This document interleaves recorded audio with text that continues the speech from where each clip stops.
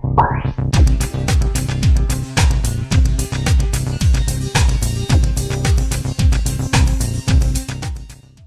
mbola afary miarabantsika mpanaraka ny bonjour sy ny self défense ihany a amin'ity androany ity indray a dia ity indray ny teknika antsika raha misy olona mibeda vao ariana dia ohatr'izao ny fiarovantsika tena amin'izany.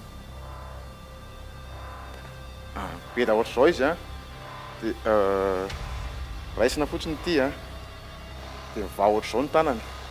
dia avy eo amin'izay a mandray eto amin'ny poignet ilo kapohina ohatr'izao ity a dia avy eo a avotsitra dia raisina ohatr'izao ity avy eo dia ahodina ohatr'izao a dia ahodina dia eo averiko a ambeda moramora zao a dia tsofokato ny tanana dia ity a sotominy ity dia ity a atao ohatr'izao dia mivaha tanany ity dia ity anankiray droite ity a tsofoka manao ohatr'izao ato dia avy eo amin'izay ny anankiray gauche a mandray fotsiny atao amin'ny poignet dia mihodina dia raisina ohatr'izao izy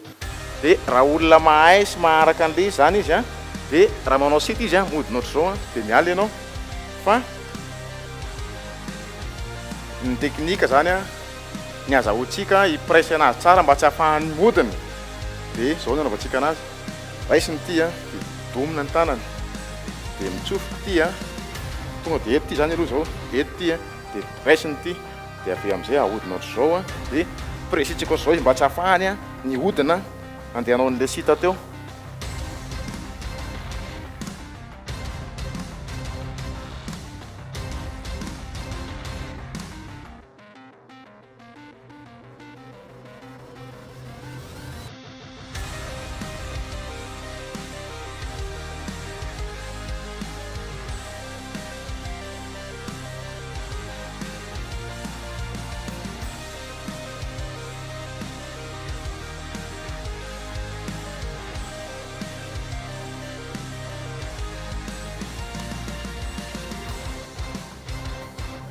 Dia izay indray ny masaka azonay ny tolosanareo a dia amin'ity androany ity a dia manasa anareo zay a ny anaraka ny fandaharana indray a amin'ny herinany toy izao indray.